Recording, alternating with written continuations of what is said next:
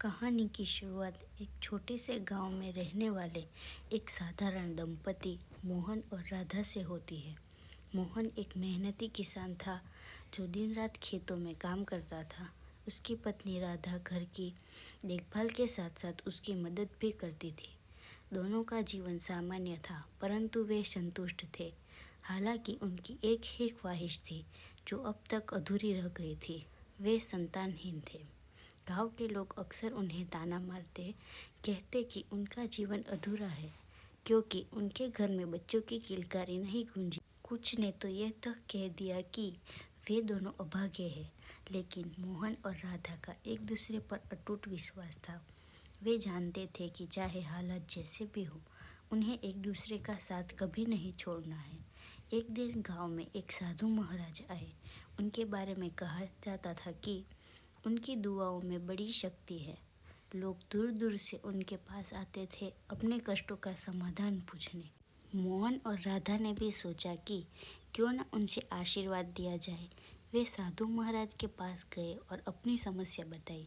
साधु ने उनकी बात ध्यान से सुनी और कहा, तुम दोनों का भाग्य बड़ा कठिन है, परंतु विश्वास और धैर्य से काम लोगे तो जीवन में अवश्य एक दिन आशा की किरण प्रकट होगी। साधु महाराज की ये बातें सुनकर मोहन और राधा को थोड़ी राहत मिली। वे घर लौट आए और साधु द्वारा दिए गए उपदेशों को दिल से मानने लगे। हालांकि समय बीतता गया पर कोई परिवर्तन नहीं आया। उनकी आर्थिक स्थिति भी दिन ब दिन बिगड़ने लगी। बारिश के अभाव में खेती चौपट हो गई थी। कई बार उन्हें खाने के लाले पड़ जाते थे। मोहन दिन रात खेतों में मेहनत करता, परंतु परिणाम संतोषजनक नहीं मिलते। उसकी चिंता बढ़ने लगी, लेकिन वह राधा के सामने अपने दर्द को छिपाने की पूरी कोशिश करता। राधा को भी मालूम था कि मोहन अंदर से टूट रहा है, पर उसने भी कभी हार नहीं मानी। वह हर रोज उसे प्रेरित करती, कहती, एक दिन हमारा भी सूरज उगेगा, हमें बस इंतजार करना है। एक रात जब दोनों थक कर सोने की कोशिश कर रहे थे, अचानक दरवाजे पर दस्तक हुई। मोहन ने दरवाज़ा खोला तो देखा कि एक बूढ़ा व्यक्ति वहाँ खड़ा था, जो बहुत थका हुआ और भूखा लग रहा था। उसने मोहन से पानी और रोटी मांगी। मोहन और राधा ने बिना कुछ सोचे समझे उसे अंदर बुलाया, खाना खिलाया और सोने के लिए बिस्तर दिया। सुबह जब वह बूढ़ा व्यक्ति जाने लगा तो उसने मोहन और राधा से कहा, तुम दोनों ने बहुत ही दयालुता दिखाई है। मैं तुमसे कुछ मांगना चाहता हूँ। क्या तुम मुझे अपने खेत का एक टुकड़ा दोगे? मोहन चौंक गया। उसके पास तो पहले से ही कम जमीन थी, लेकिन फिर भी उसने कहा, बाबा, मेरे पास तो बस थोड़ी सी जमीन है, लेकिन अगर आपकी मदद से कुछ हो सकता है तो आप ले सकते हैं। बूढ़े व्यक्ति ने एक छोटे से हिस्से पर इशारा किया और कहा, बस इतना ही चाहिए। यहाँ मैं कुछ पौधे लगाऊंगा। इन पौधों की देखभाल करना, ये तुम्हारे जीवन में समृद्धि लाएंगे। मोहन ने उसकी बात मानी और उसे वह टुकड़ा दे दिया। दिन बीतते गए और धीरे धीरे वह छोटा सा खेत हरा भरा होने लगा। राधा और मोहन ने मिलकर उन पौधों की देखभाल की।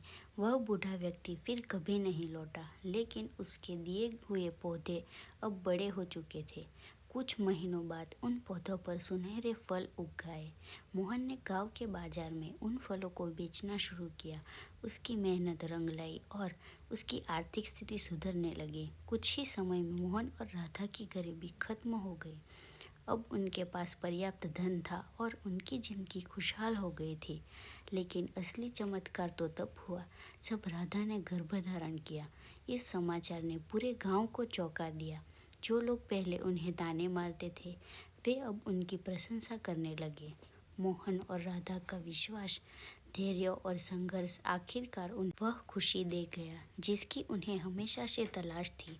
उनकी संतान का जन्म हुआ और घर में खुशी का माहौल छा गया। उन्होंने उस बच्चे का नाम आशा रखा, क्योंकि वह उनके जीवन में आशा की किरण बनकर आया था। इस संघर्ष की कहानी ने गांव वालों को भी यह सिखाया कि जीवन में कठिनाइयाँ चाहे कितनी भी बड़ी क्यों ना हो, विश्वास और धैर्य से सब कुछ संभव है। मोहन और राधा की कहानी उस पूरे गांव के लिए एक प्रेरणा बन गई, जो यह समझ गए कि सच्ची मेहनत और विश्वास से हर सपना साकार हो सकता है।